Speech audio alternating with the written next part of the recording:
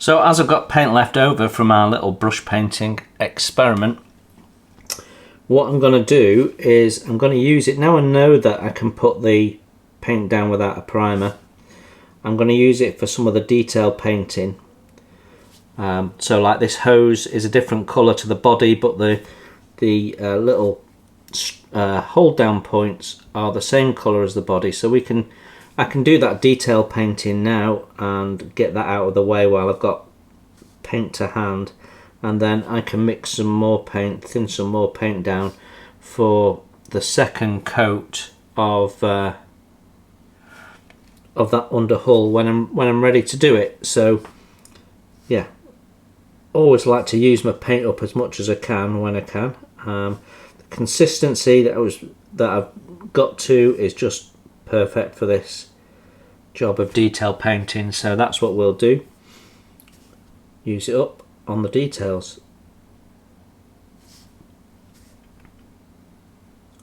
Not having to prime means that I can really plough through this build quite quickly, which is excellent.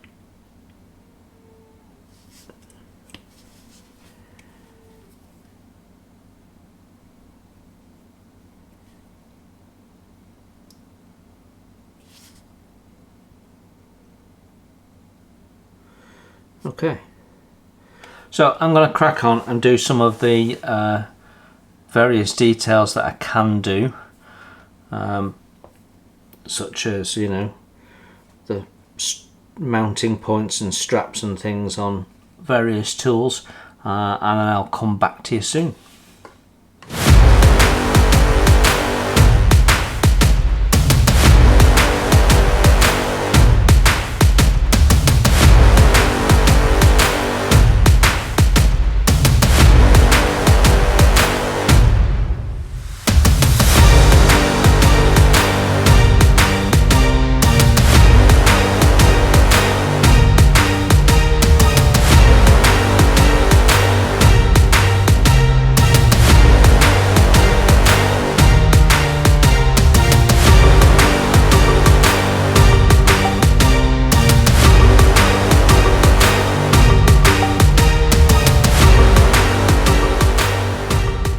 Right, I've just added a lot more thinner to this. You can see it's a lot thinner than the first time. It's probably been about 15-20 minutes since this was painted, because I've been doing the detail painting of some other parts. And this, as you can see, is totally touch dry, totally handleable. It might not be fully hardened, but it's allowing me to crack on with my job. So, second coat,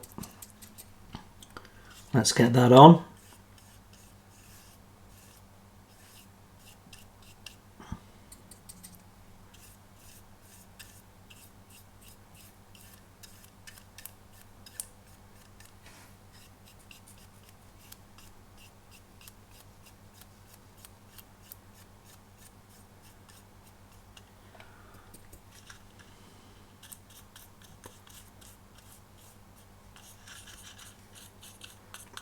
When you're painting, brush painting, the rule of thumb I use is thickest coat first, then thinner, then thinnest. So if you're going to do a really nice job, 3 coats, and you're going to thin your paint down as you go. I'm interested to see how this goes. So I've actually thinned my paint more than I'd normally do. So just want to see how it reacts as it dries, and understand how far you can push the paint and so on. So let's and you know, we're going to do a bit of weathering on this, so it doesn't matter if this ends up with brush strokes in and streaky. We'll hide all that, but I'll get a good understanding of how the paint performs. So this is sort of like doing a cheat, because we're doing the thinnest coat as a second coat. So we've gone from thickest to thinnest and missed out the middle coat, which would normally block out your paint saturation and even out the any highs and lows in the paint layer that you put down first time. So I'm just interested to see how it evens out as it dries, and how it performs. So yeah, all stuff that I need to know to help me understand how I use this paint going forward. I already know this is going to airbrush really well, because if it brush paints this well, it's going to airbrush like a dream.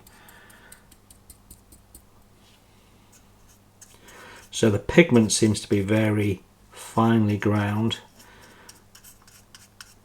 That's why it's going on so silky smooth, and you're going to get better paint saturation right from the off with nice finely ground pigments.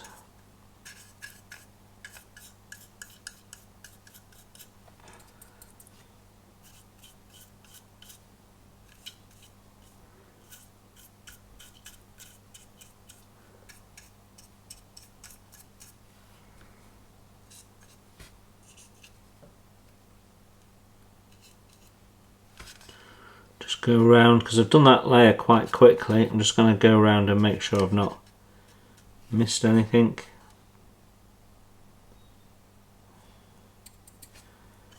It's already starting to dry, so it's a bit hard to tell what's drying and what's avoided paint.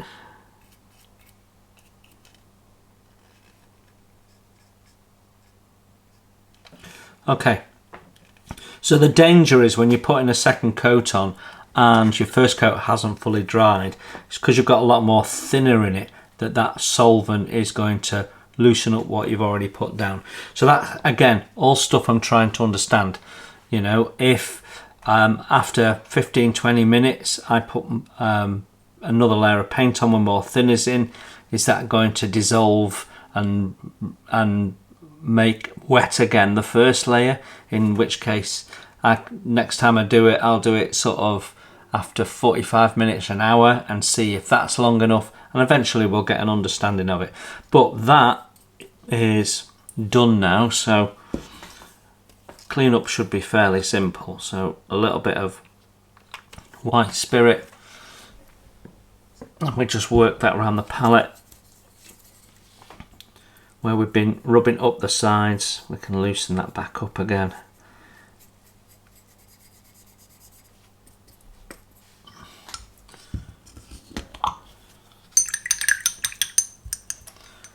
Clean my brush.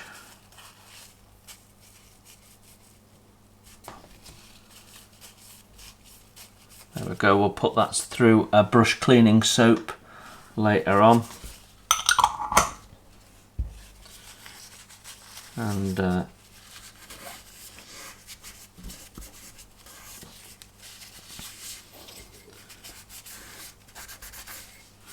we go, nice and clean, nice and simple. And I actually have someone come in and out of the kitchen and they haven't commented on the smell, so that's a good sign as well. Okay, this lot all needs to start drying, and the next thing is to look at doing the primer for the airbrushing, which we'll probably do on another modelling session and not this one. But the next thing we can do is look at the figure, and we've now effectively primed it. It's been a couple of hours since that priming was done, so we can start thinking about painting this figure up next. So I think the next job is to think about how we highlight all the black, because black uniforms can be quite tricky. And I think a lot of people find it challenging to detail a black uniform because it's so dark. And of course the answer is to not paint it black. Right then, ready to start the painting of the figure. And what I've actually done is I've taken the XF1 black, which is what the instructions tell you to paint it and what the first coat down was, and then I've added a small amount of XF2 white until I've got a grey that is not a million miles away from the black, but it's just a bit lighter. That's going to be our base. Our base colour is this sort of slightly charcoaly black type thing. And when I put it on, you're going to see the difference. And then we can shade the uniform from there. So we'll start with the leg.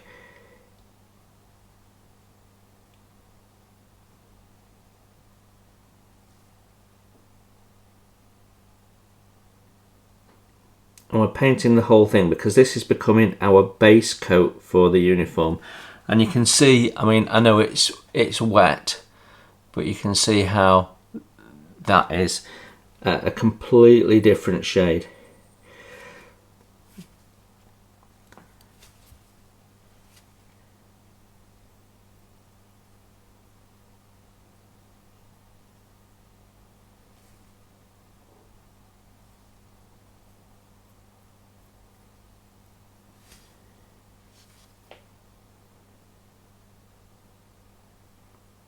To his berry as well.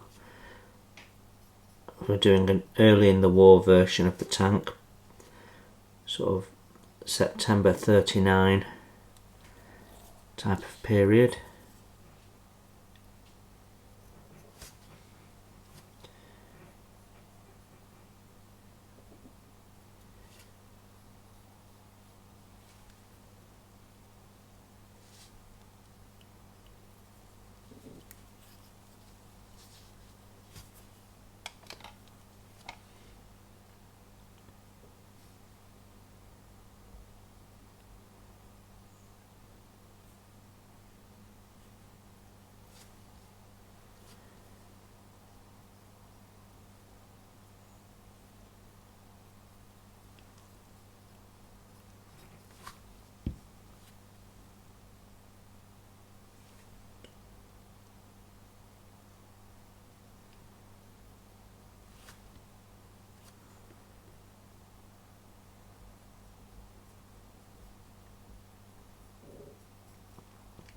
I always think the uniform has a bit of a 1920s feel to it, with the great big flaps at the front there that can be buttoned down. It's like almost like a 1920s airman type vibe to the uniforms.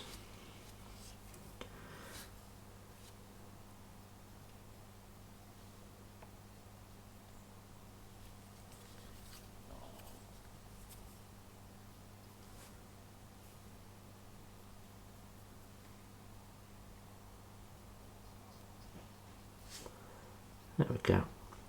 So that's going down really nicely. Make sure we get all in the inside, because we're going to paint the lower detail after. So quite happy with that.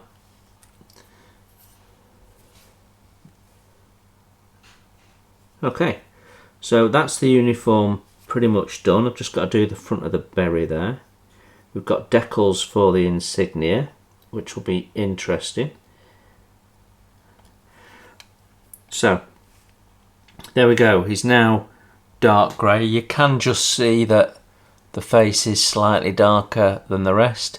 So it's not a million miles away, but it now means we can put pure black on and add depth to it. Well, this is it next day. So 2 coats on, a thin coat and a thick coat. You can definitely see it needs 3 coats if you want it to be completely solid. But I don't mind, when you know you're going to be weathering something, I don't mind a little bit of unevenness. I can see the brush strokes in the light. There you go. You can see them, and you can see them there. So, but it is very, very smooth. So what I'd say is it brushes on very well, but you don't want to be brushing it on large surfaces unless you're going to be weathering it. But it has gone down fine, and it's lovely and tough. So That's polishing it, not scratching it off. No primer. Okay, quick update on where we've got to. I have just, using my airbrush, I best tell you, I always get asked, what airbrush did you use? So I should tell you, I've used my Mobius TG, which is a 0.5 needle, and that allows me to put down a decent amount of paint in a quick time. So the primer I've used is German Red Brown from Vallejo. It tells you on here, you know, oh, you don't need to fin it, just shake it and put it through your brush. It's nonsense. I finned it about 50%, and you can see what I've got is a really nice, even, solid paint job there. It's gone down really well. I'm happy with it. What I want it to do is fully dry and harden and make sure that it's ready before we start putting any enamel paint on. Because it's touch dry and you can handle it, it's tempting to think, yeah, we can go and put the paint on, but you can cause it some problems. So I like to give it some hardening time. So you could leave it a few hours, but realistically, I'm not going to come back to this because it means setting up for airbrushing again. So what I'm going to do is leave this for a few days, and that's just because I'll be doing other things. So I'm really happy with how that's gone down. You can see how we've gone about that. Most things are, I mean, this is all the wheels and suspension here, other than the 2 drive sprockets which were in separate clips.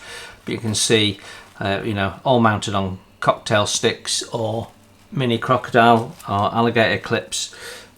So yeah, happy with all of that. So we can put that to one side, let those dry off, and whilst that's all sort of hardening, we can focus on the next job. So we've got tools we could be painting, but this was painted yesterday, so I put a little dab of white in to grey down the black, the XF1, and that's given us a nice base for this uniform. So just as a reminder, we've brush painted XF1 as a primer, and then we've gone over it with XF1 with a hint of XF2 just to grey it down. That's going to allow me to do darker highlights in black and lighter highlights as well as we start painting. And it has quite a nice, this paint, I mean, this is brush painted, and it has a really nice sort of satin feel to it. You can see the light bouncing off that a little bit. It's really quite nice. So I'm interested to see if that's matte when it's airbrushed. It could go matte when it's airbrushed. Some paint systems behave like that. So yeah, so my next job is just to paint the pistol holder because it's the raised detail. I like to work from the highest point towards the lowest point now. I've been doing that for a couple of years, and what I find is I get a much crisper paint job, less touching up, because I used to do like flesh first, so I'd have done the hands and the face, and then you're trying to go underneath with the beret and not get it on the skin, and then you got to touch up with the skin. And what I'm finding is if I do the berry first, then I can go up to the edge of the berry because the flesh is lower, and I can get a much sharper detail. So it's actually less work and the finish is much improved. But yeah, I need to paint in the belt next, and then we can do the dark shadow areas of the uniform. And yeah, and what I will do is I will use light to guide me on that. We'll get you in a bit closer when we're doing that. So I just need to double check that the belt and pistol holder is a leather brown, which I believe it is, but we'll get the instructions out and see what it says. And then we've got some really fine, delicate painting to do on here and some decals. So I'm really interested to see how the figure comes out with the decals for the insignia, because Tamiya decals can be a little chunky, but then at the same time these are going to be sewn on patches effectively, so that might work quite well. Quick bit of research, and you've got an option with the holster, the pistol holster. You can go with leather brown, or you can go with leather black, and it doesn't really seem to have any sort of consistency to it, you know. Some are brown, some are black, you know. Go with what you want. I'm going to stick with black actually. The belt should be black, but what happens over time is the belt goes more and more brown because the black is sort of wearing down. Well, this is fairly, you know, we're depicting it 1939, so maybe just pre-war, something like that. You know, he's still got the 1936 beret on, so we really need to go with him being fairly smart and the belt being in good nick possibly, but I do want the belt to look different. And when you look at it, when you look at pictures of them, even black and white pictures, the belts are quite distinctive, because it's a different shade of black. So I need to think about that. I'm maybe even thinking we mix a bit of rubber black with black and make it look a little bit different. So I'm gonna give that a quick thought while I grab my paints, and we'll get a little bit of figure painting done. So I've decided I'm gonna try rubber black because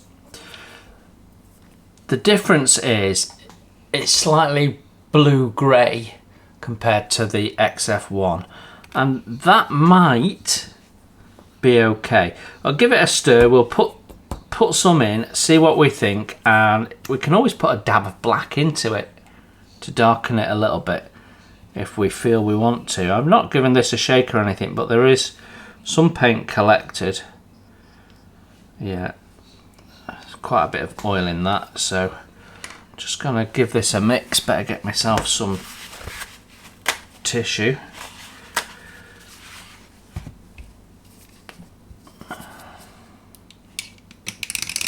Not too much sediment.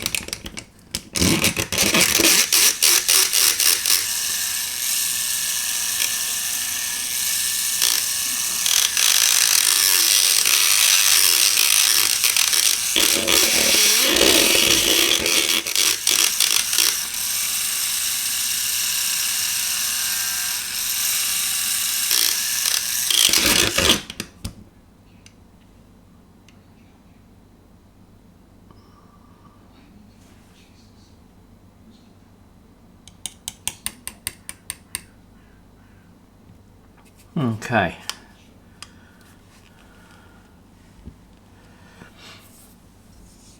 I'll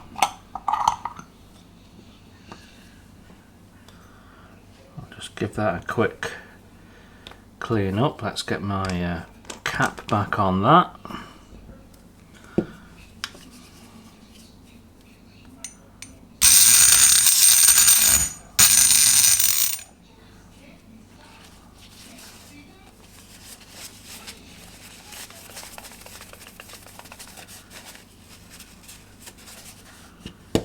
Okay.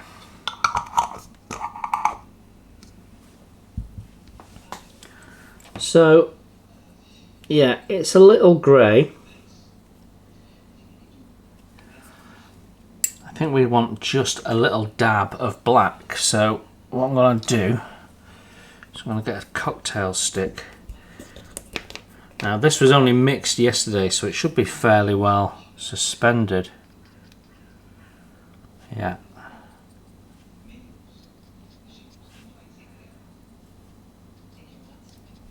You can see the difference when the two are next to each other in the palette there. Trouble is I've got things in the background, so it won't focus now, will it? There you go. You can see the difference. So just adding a little drop of black.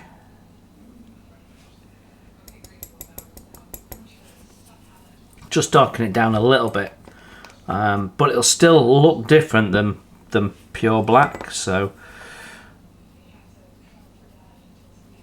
there we go. So I'll just incorporate those two together. little bit of white spirit and we'll get it to the consistency we want for brush painting.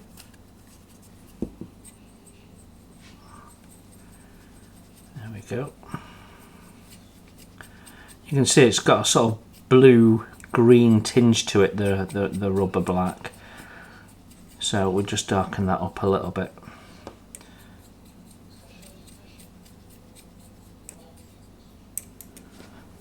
Okay, unload the brush always, so that you're in complete control of how much paint you're putting down. Okay, let's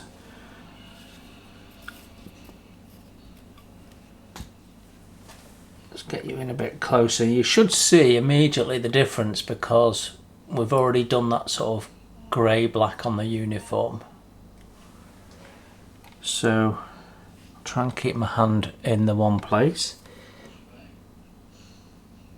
Okay.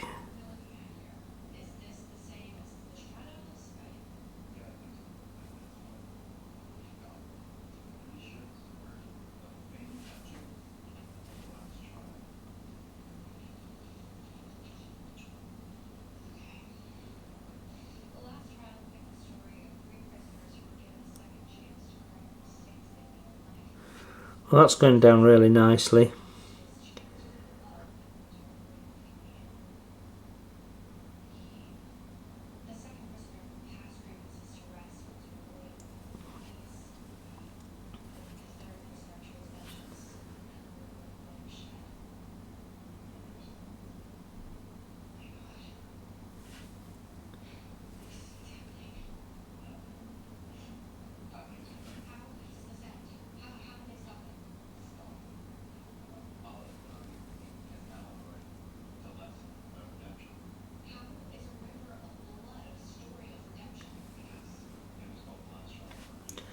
I think this colour's going to be fine.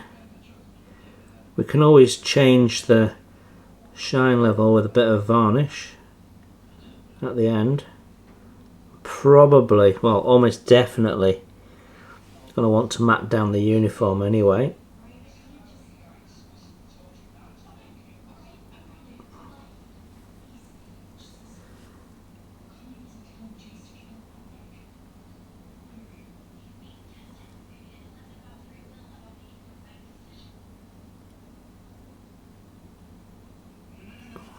Okay, we can now take that out across the belt a little bit.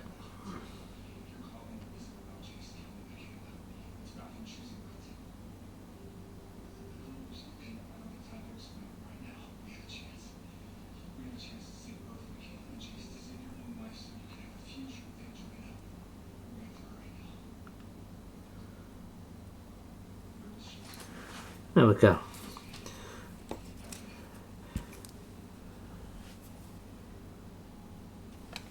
So I think that's looking pretty decent.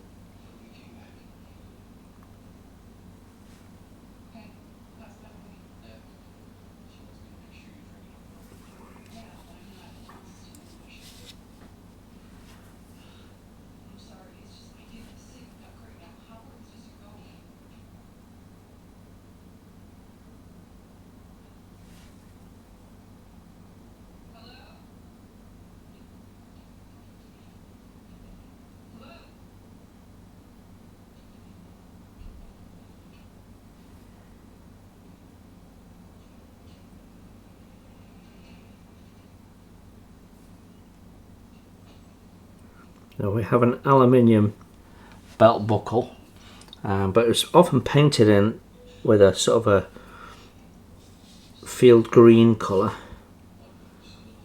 but I need to just double check what that is. I think we actually have a decal that goes over it. I'm fairly sure there's a decal being supplied.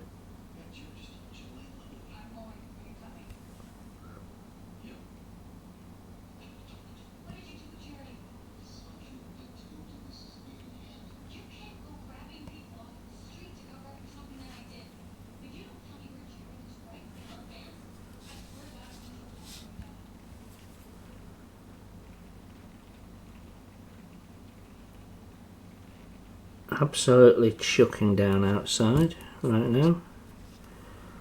Sunday morning, 3rd of August. 3rd of August already, where's that going?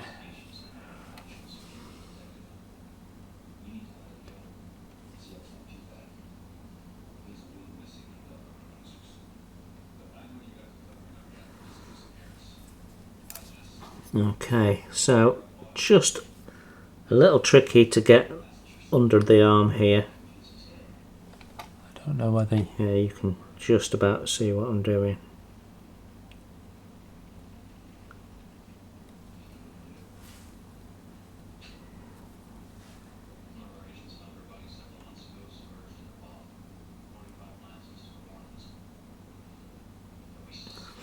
Okay. So that is now dried, and you can see the difference in the colour. If I can get that to focus, might be a bit close there. You can see the difference in the colour. It's subtle, but that's what brings life to it. So I'm going to wash this out, well, you know, clean it out with a bit of white spirit, and then we're going to do the black to give us the dark shadow on the uniform. So that's the next task. Right, so we're going with just pure XF1 black to do the real dark shadow here, which we're going to lay down first. Then we've got options with the paints that I'm limiting myself to. We can obviously add white, which will lighten it a fair bit, but we've also got dark grey that the instructions call for. So we can use that. This is XF24. We can use that to tone this down as well if we want to. Right now, the thing to do is just to thin this down a little bit so it's ready for paint. So I'm just going to put a couple of drops of white spirit in, and we'll give that a good mix up. If you don't thin the paint, it's just too thick to work with, and the thicker it is, the more likely you've got brush strokes. So it's better to do 2 or 3 coats of paint without brush strokes than one thick layer that leaves you with all sorts of problems. Let's just see how that's running. Bit more thinner.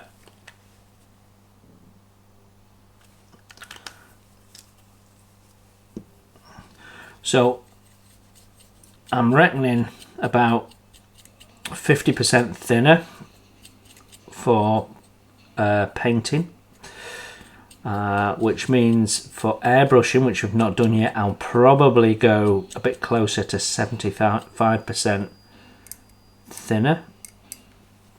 We will see. But yeah, we've mainly done brush painting so far. Well, in fact, we haven't done any airbrushing of it yet so far. So this is a 3-0 brush. It's a virgin brush, not been used before. I've just taken the little plastic protector off and chucked that. So this is the first time we've used this brush. Right, let's get that out of the way. Okay, so as always, don't overload your brush. Just a small amount on the brush. And I'm going to start at the very darkest recesses.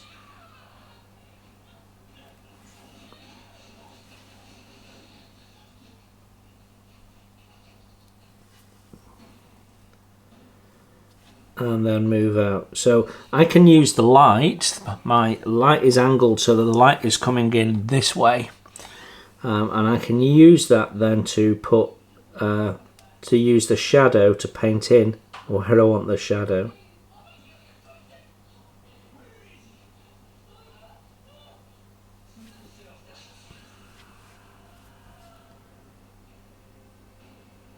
I don't know what Paula's watching in the other room, but it sounds pretty horrific. Okay.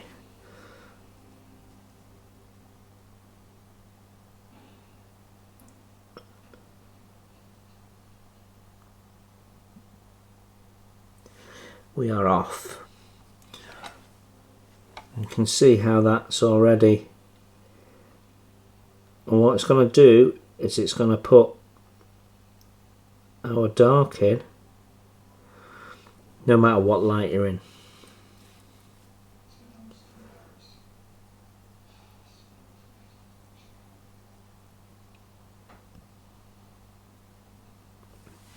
Now we're going to be building up lots of layers in this, which is going to give us the opportunity to narrow what we do,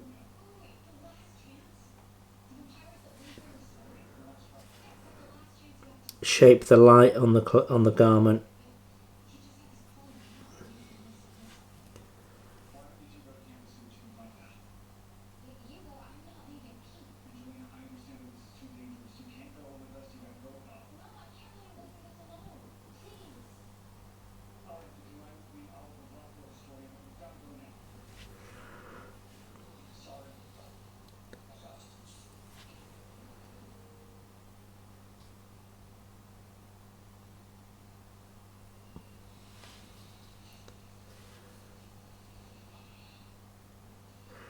Starting on the trousers, just to sort of get in the zone. Obviously you don't see much from below where the hands are, but just get my head space.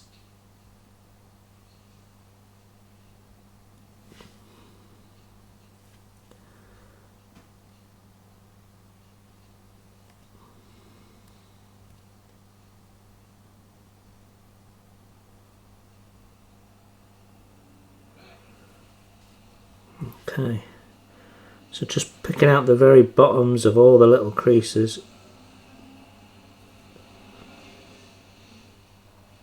and then what we'll do is we'll go over with a lighter colour, which will narrow down some of the dark we've put in.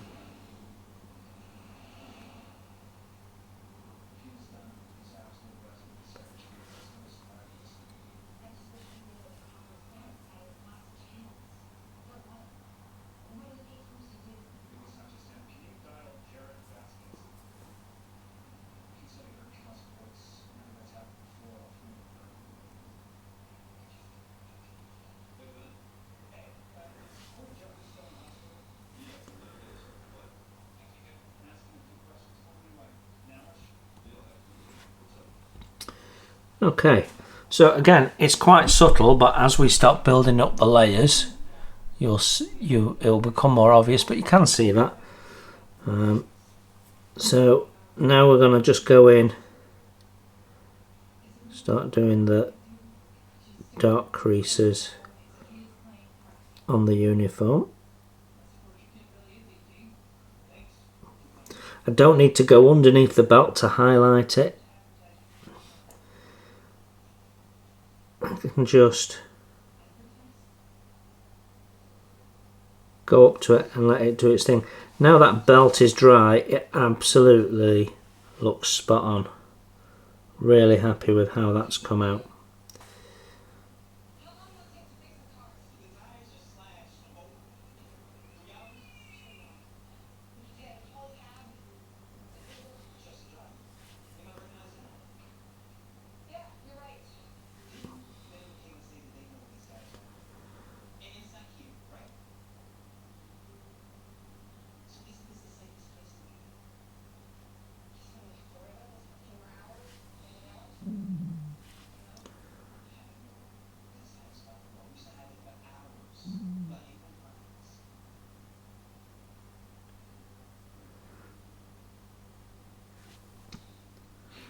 Okay, and then we've got this big crease under here. So when you've got a big crease like that, what I do is I go from the lowest point and then feather it out. So it doesn't want to be even, you don't want to block it in and draw a line.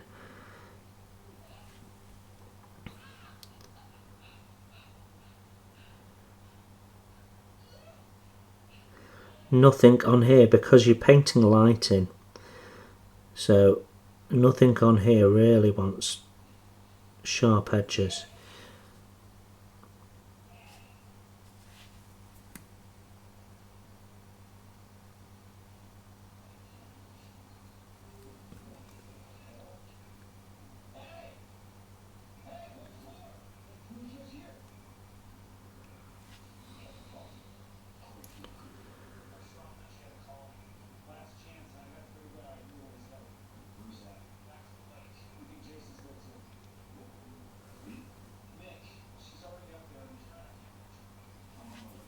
Okay, that's looking good.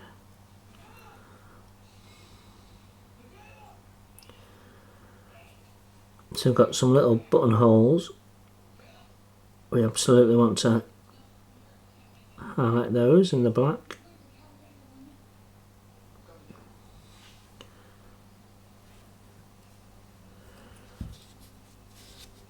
I'm going to carry on doing the front all the way up, and then we'll turn the figure around a little bit.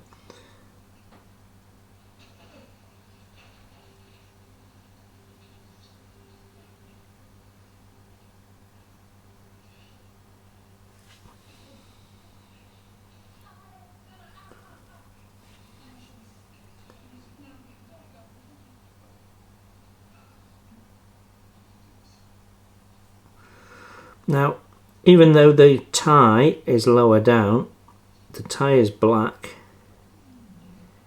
so we can paint that in now, and then I think the shirt's grey off the top of my head.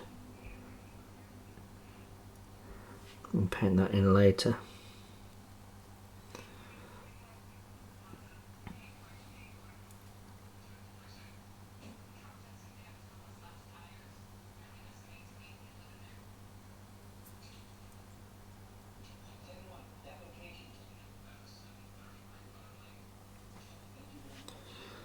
Okay.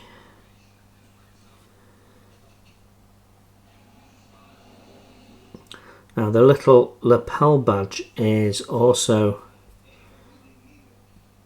black, and I want to just bring those out so they're more visible. We do have a decal to go over the top of them, but just in case.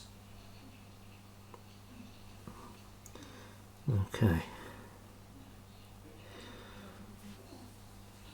I've got some creases here to put in.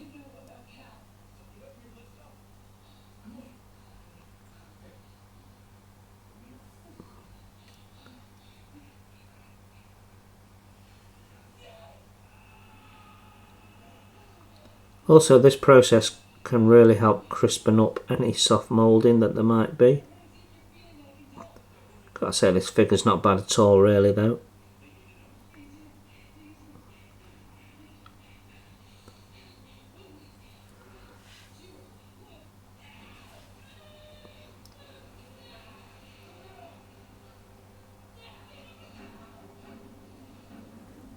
Okay, so now we can move on to the beret, and I'm gonna do, there is black piping around the bottom of the beret, and I want to pick that out as being darker.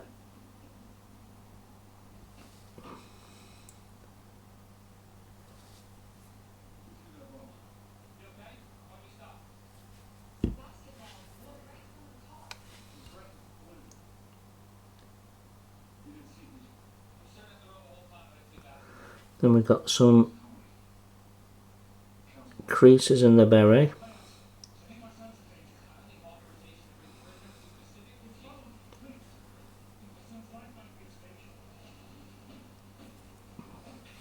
We can move him round to side on now.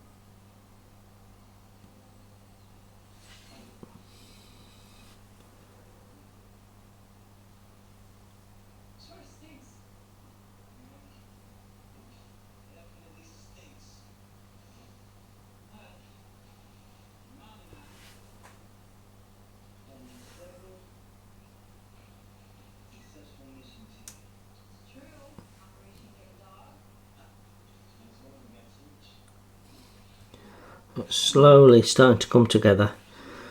Right, you've got more than a good idea of what I'm doing, so I'm going to carry on doing this off camera, and then I'll come back to you when we're doing the next step. Right, we did some painting on the inside of this using up some paint, and I wanted to just see how resistant the paint is. So this has been brush painted, so it might be slightly thicker than if it was airbrushed.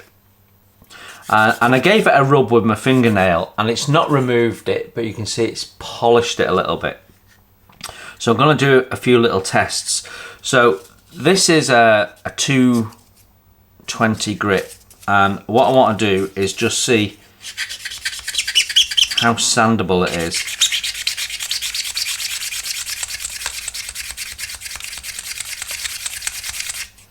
So I've given that quite a heavy sand there, you can see. And it has taken it down in one area, but in another area it's not, and actually it's really brought the sparkle out. The little metal chips are quite visible. So it will take it down, but it's not collecting or anything, it's feathering quite nicely. So you can see that's the plastic there, but you can see how it's sort of feathering around. So again, this is brush painted on, so it might be a little bit uneven. Just going to try polishing it now. So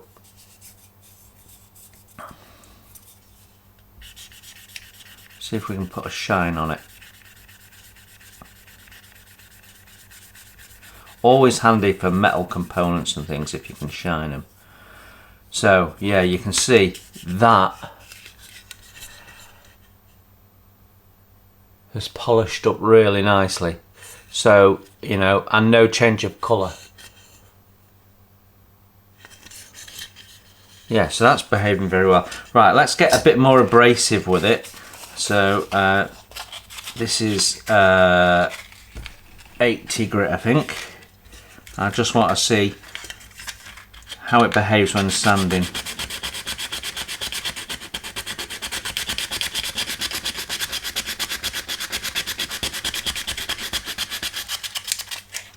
So you'd expect to go straight through the paint fairly quickly, which has indeed happened. And what I'm seeing is the paint is really holding up really well. So it's not collecting, it's not peeling. Remember, there's no primer under this. So the adhesion of the paint is really good, because I can actually see scratch marks in it and paint between the scratch marks. So yeah, it's bonded really well. It's not just falling away and starting to peel because we're sanding it. So which you'd certainly get with certain acrylic paints. So yeah, the paint behaviour is really, really good. I'm impressed with that. This is as good as a Humbrol enamel, which is sort of my benchmark for enamels. So yeah, that's not bad at all. So I've been doing a little bit of next step painting on the figure.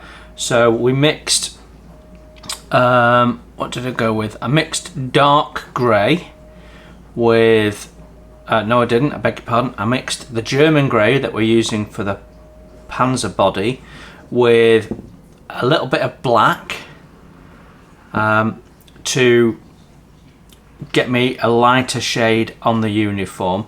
Unfortunately, I couldn't record that, me doing that, but you'll see the next steps. So we've now got we've got the base colour of black.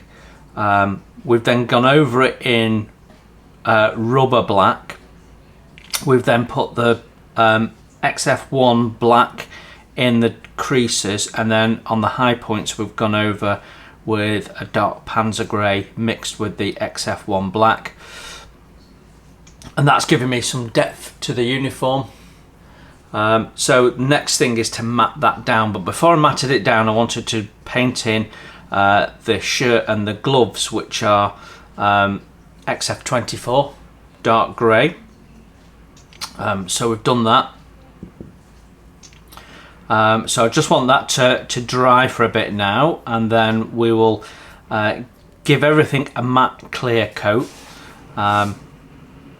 And then we can go back over the belt with a satin, and the gun holster in a satin, then we're ready for the next step. So that's painting in the face, painting in the piping on the uniform, and then we can put the decals down, then we can clear coat again, and then it'll be done, I guess. So figure's coming on quite nicely. It's been roughly about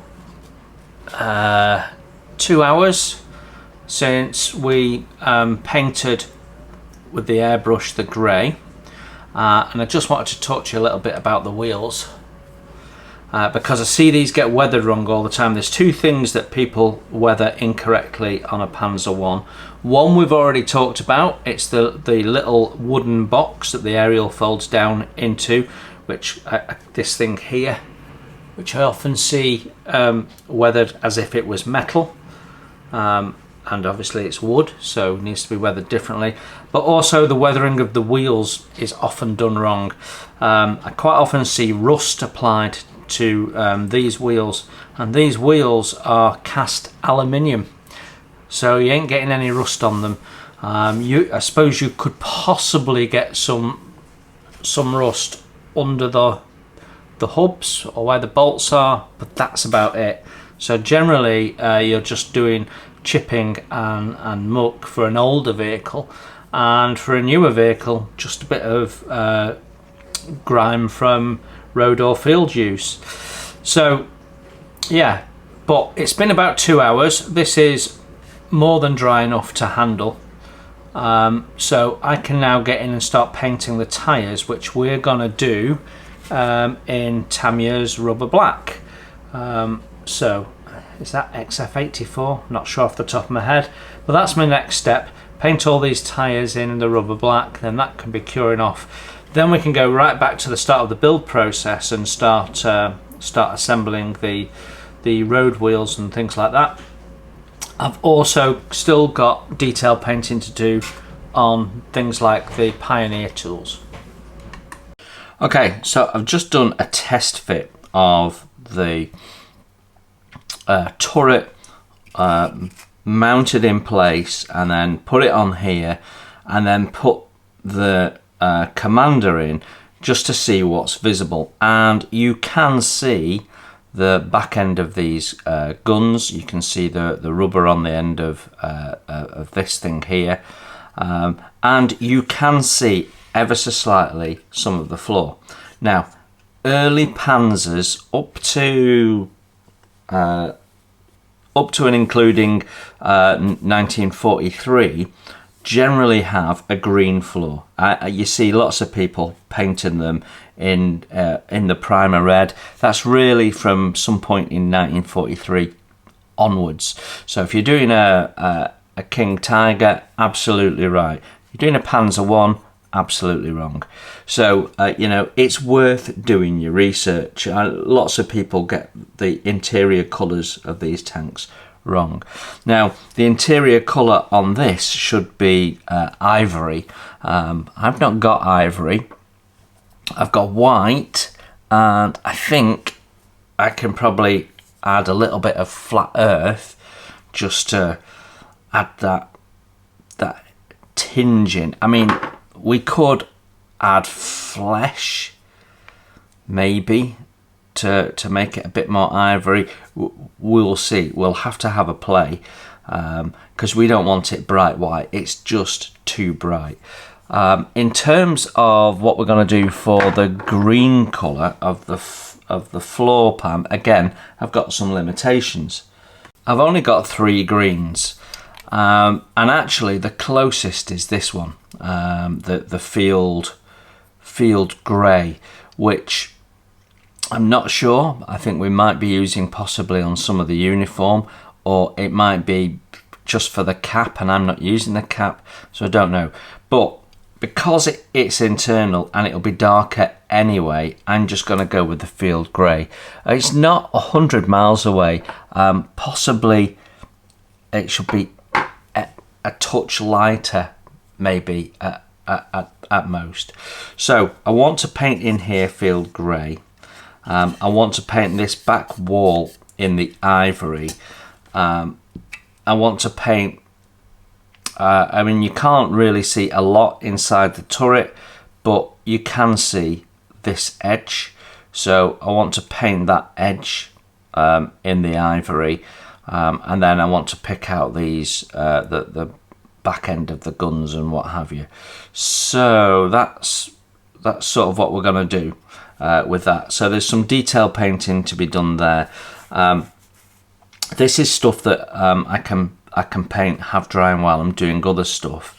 And although we're not sealing this up today, I've got other things that I want to be painting. So we've spray painted the outside of the turret lid, but the outside of the turret lid is not the bit we're going to see on the displayed model.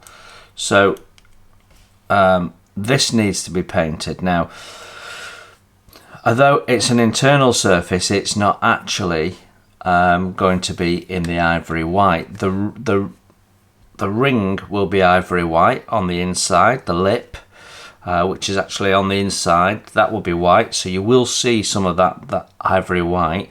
But this will be the Panzer grey, with the exception of this little pad here.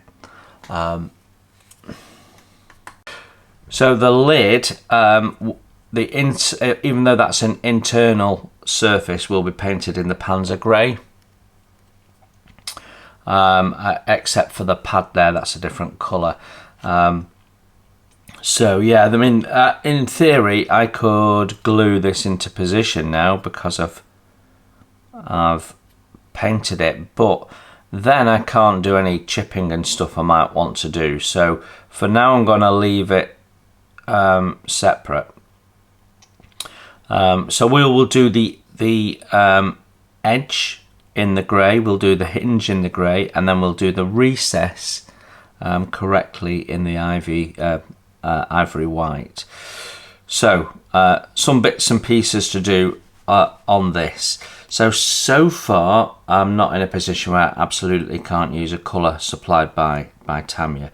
So first thing to do, I think, is get this field grey down. I'm just going to check if there's any field grey I've got to put on this figure, because I can't imagine that we're putting field grey anywhere else. So what is it, 65?